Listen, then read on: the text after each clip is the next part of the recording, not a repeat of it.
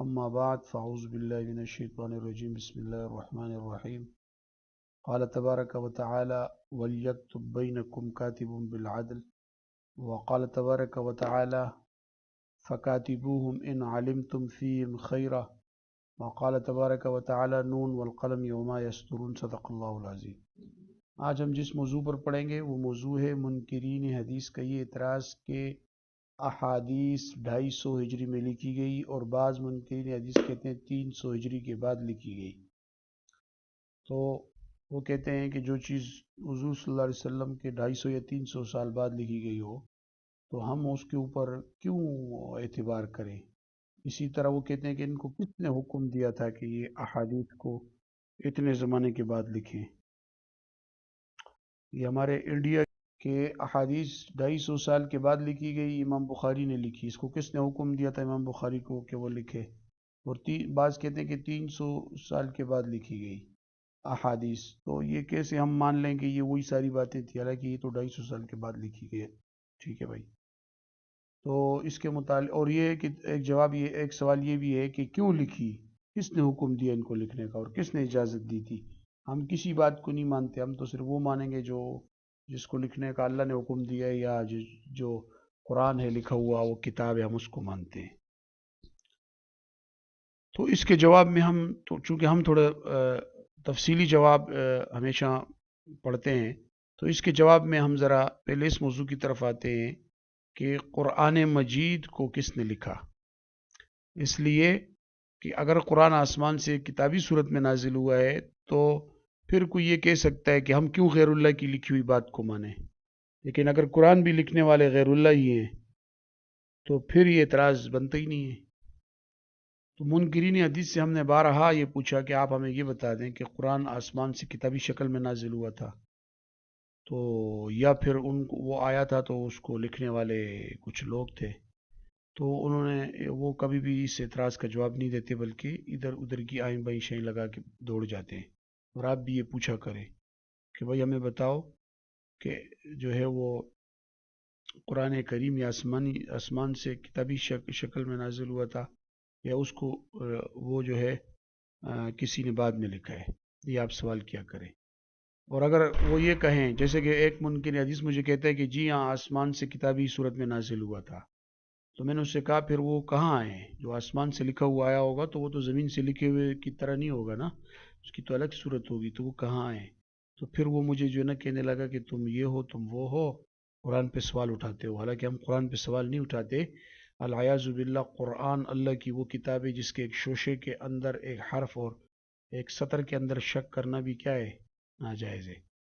تو ہم کبھی بھی قرآن کے اوپر سوال نہیں اٹھاتے، بلکہ ہم منکرین حدیث کو در حقیقت یہ بتا رہے ہوتے ہیں کہ بھائی تم جس قرآن مجید جو باتیں تم انکار حدیث کے نام پہ کر رہے ہو نا، یہ ساری سوالات قرآن پہ بھی ہو سکتے ہیں، تو تم در حقیقت حدیث کا انکار نہیں کر رہے بلکہ کس کا کر رہے ہو؟ قرآن کا۔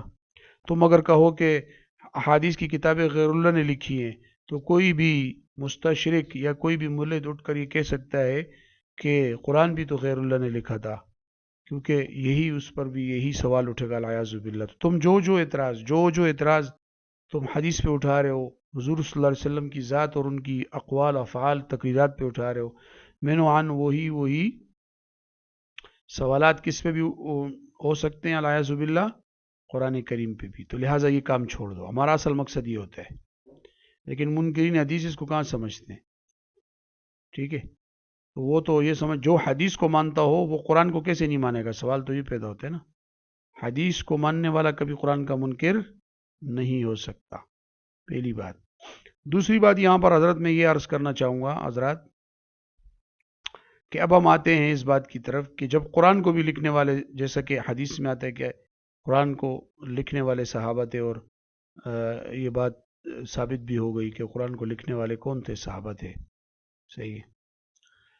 تو صحابہ تو غیر اللہ تھے، تو جب غیر اللہ نے قرآن کو لکھا ہے تو آپ نے مان لیا، تو پھر یہ کہنا کہ کس نے اجازت دی تھی کہ اور غیر اللہ کی کتاب ہم نہیں مانتے، تو یہ تو غلط بات ہے۔ ٹھیک ہے، ایک بات، کیونکہ اس کی وجہ یہ ہے نا، دیکھیں قرآن اللہ رب العزت نے فرشتے کے ذریعے نازل کیا، وما کان لبشر ان یکلمہ اللہ الا وحیا او من وراء حجاب او یرسل رسولا، اس کو فرشتہ لے کے آیا، اللہ نے وحی کے ذریعے کلام کو نازل کیا، فرشتہ لے کے آیا، یا کسی سے اللہ تعالیٰ نے من وراء حجاب بات کی کسی پیغمبر سے، یا اس کو کسی فرشتے کو بھیج کر اللہ نے ان سے بات کی. تو یہ ساری تو کلامی صورتیں ہیں نا، کلامی صورت میں آیا ہے. تو یہ تو حضور صلی اللہ علیہ وسلم پر. اور پھر قرآن یہ کہتا ہے کہ حضور صلی اللہ علیہ وسلم خود بھی لکھنا پڑھنا نہیں جانتے تھے. یہ بھی اللہ تعالیٰ کی ایک حکمت تھی کہ حضور صلی اللہ علیہ وسلم لکھنا پڑھنا نہیں جانتے تھے. یہ اللہ رب العزت کی ایک حکمت تھی کہ کل کوئی یہ نہ کہے کہ یہ تو خود لکھنا پڑھنا جانتا ہے، اس نے اعوذ باللہ کہیں ذہین آدمی ہے گھر میں بیٹھ کر لکھ لیا ہے، تو یہ اعتراض بھی نہ بنے. صحیح ہے، بالکل اعتراض کا دروازہ ہی بند کر دیا. اور قرآن میں جا بجا اس بات کا اللہ تعالیٰ نے ذکر فرمایا کہ یہ پیغمبر اور یہ امت، یہ جو جس میں قرآن نازل اللہ نے کیا، یہ امی ہیں اور یہ لکھنا پڑھنا نہیں جانتے. قرآن میں یہاں تک کہ ولا تخطہ بیمینک، کہ پیغمبر اپنے دائیں ہاتھ سے لکھتے بھی نہیں ہیں. یعنی کہ عام طور پر دائیں ہاتھ سے ہی صحیح کام کیا جاتا ہے نا، تو دائیں ہاتھ سے یعنی ہاتھ سے نہیں لکھتے.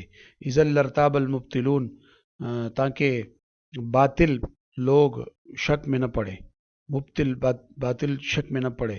تو اللہ رب العزت نے ایسی ترتیب بنائی کہ حضور صلی اللہ علیہ وسلم لکھنا پڑھنا ہی نہیں جانتے تھے. اب سوال یہ ہے کہ جب حضور صلی اللہ علیہ وسلم لکھنا نہیں جانتے تھے، قرآن آسمان سے لکھی ہوئی صورت میں نازل نہیں ہوا، تو اس کو کس نے لکھا؟